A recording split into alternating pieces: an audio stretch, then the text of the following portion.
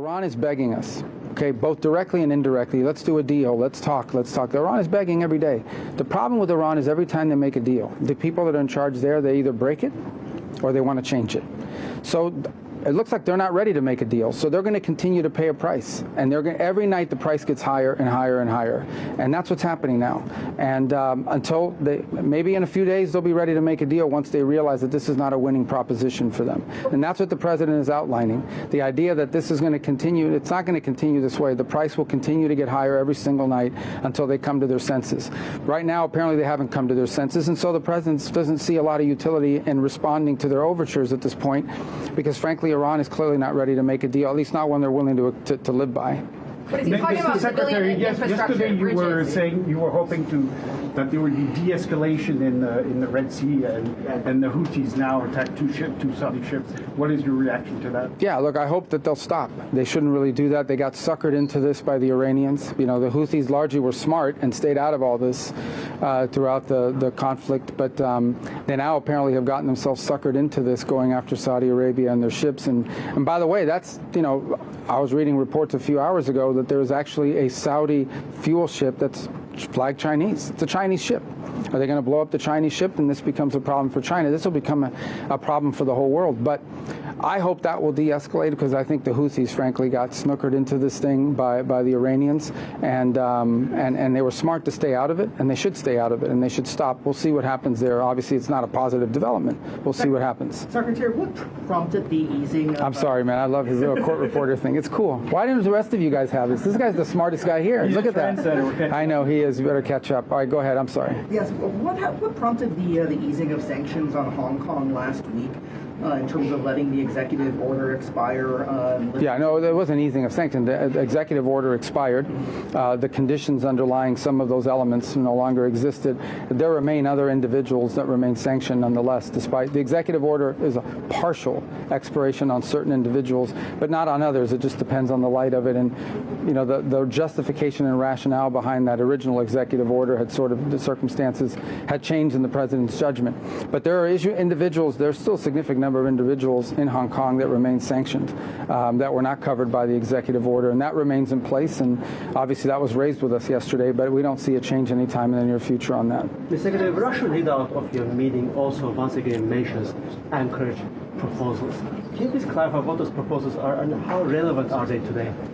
Yeah, I mean, there was no, proposals, we know they've been reported about. They call it 3+2, the trading of terror, but those failed. You can't have a peace deal unless both sides agree to it, and the Ukrainians would not agree to it, and so that's why that effort didn't work.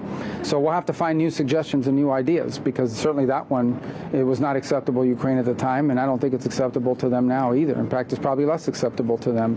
So, you know, when peace comes, it'll be because of some new idea and some new concepts, and we're prepared to offer some of those in the right setting and forum if the opportunity presents itself and the conditions are right. We're prepared to play that role in a positive way. Will the president meet with strategy in assisting Manila in terms of putting more strategy in terms of the sites, in terms of freedom of navigation operations? Will you be conducting more of that soon? Yeah, I mean, look, we're a treaty ally. I mean, the United States and the Philippines have a treaty, and so we'll live by that treaty. We're committed to supporting our treaty partners, and, you know, obviously we've already done quite a bit. In fact, there was a U.S. Coast Guard vessel in the region at the time that this happened, and actually helped stand between the two sides and allowed the individual who was injured to be rescued and brought back for medical treatment. So we're already here. We're already present. We have a role, and we're not going to abandon our allies. We've made that abundantly clear. We're going to have a good relationship with China. Okay, these are the two most powerful economies in the world, two large militaries, two nuclear powers. We have to have a relationship with China. We want it to be as positive as it possibly can be. But that won't come at the expense of our allies and our partners in the region or our presence here either. Sir, it's been a day since we asked you about the Saudi nuclear agreement. Have you had it? Well, let me refer you. I know that was in the press the last few days, but let me refer you back. I think it was in November of last year when the Energy Department entered into this agreement. So the details are there. Obviously, even when the official announcement is made, it will have to go through a congressional notification process, and then we can talk more in depth about it. But suffice it to say that the U.S. is always looking for cooperation agreements with allies. I mean, Saudi Arabia is a strategic partner of the United States, and I think without speaking in specificity about that deal, but in general, we're not the only country in the world that offers nuclear technology. And when countries decide they want to pursue a peaceful civil nuclear program, we prefer them do it with us than do it with some other country. It allows us to have influence over the direction that it goes. It allows us to make sure that there are safeguards in place, things of this nature. And in the case of Saudi Arabia, they've been an important strategic partner for us, so it would make sense for us to enter into such an agreement. But obviously the details of it, once it's released, you'll see it, you'll be able to understand it, and more importantly, it'll go through its congressional review process, which is a key part of this, you know, and so there'll be a lot more questions answered at that time. Would you be comfortable with Saudi Arabia enriching and reprocessing uranium? I'll let the agreement speak for itself. Suffice it to say that any agreement that we're going to make with any country in the world on civil nuclear energy is going to be one that will have safeguards in place to ensure that it can't be turned into a weapons program. And one of the best safeguards is to make sure that American technology and American companies are the ones that are involved in doing it. If, on the other hand, a country pursues nuclear technology with another country, well, then we don't really control those safeguards. So, again, Saudi Arabia seeks to have a peaceful civil nuclear program. Other countries do as well. We have a similar agreement in place now with the UAE, and U.S. companies are the world standard in providing that. And so we are always looking for opportunities, by the way, not just in conventional reactors, but in small modular reactors, which is an area that we are increasingly around signing MOUs all over the world to help do as well.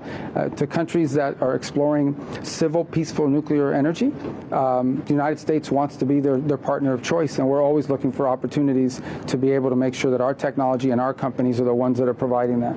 Does anybody over here have questions? Because this side is really lopsided. Go ahead. You guys put sanctions on China's Moonshot AI for apparently distilling. I don't have any announcement on that today. Go ahead. The Saudis agreed to the additional protocol. It's sort of the gold standard. And if the administration is trying to stand up to say that non-proliferation is a problem in the Middle East, shouldn't that be the barrier? Any agreement that we would make on civil nuclear energy with Saudi Arabia or any other country is going to have safeguards in place to ensure that those cannot ever be turned into a weapons program. I mean, that's the gold standard.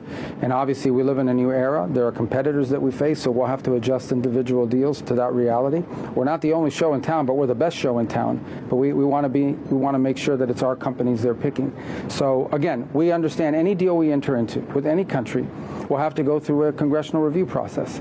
And so we will ensure that in order to get congressional approval, we're going to need to have those safeguards in place, whether they're structured differently, how they are from other deals in the past or not, will depend on the individual deal. On Cuba policy, you said in recent... I'm in Asia. You're asking me about Cuba. It's far. But you said yesterday you're the main guy on Cuba policy, so we should ask. No, I said I'm most of all. You guys were somebody asked me a question about people that are involved in Cuba policy, right. So no one's more involved in it than me, so go ahead. This is a good question for you. So you said in recent months that the economic system can't improve unless there's a change in the political system. But you've been very vague about what that change in the political system would entail. Can you give us some more details with the Communist Party staying in power but a different leadership, with the Castros still be in power? So you want me to give you details on our plan? Yeah. Okay, not today. No, I'm not going to do that. I'm going to tell you this. No, here's what I told you, and this is the truth. The people who are in charge of the country don't know what they're doing. They don't know. They don't know how to fix their economy. They don't know how. They don't understand basic concepts. And I think the challenge that Cuba has faced for the last 15 years is they want to somewhat improve their economy, but they're afraid that if they improve it too much, they'll lose political control over people. That's the challenge that they face.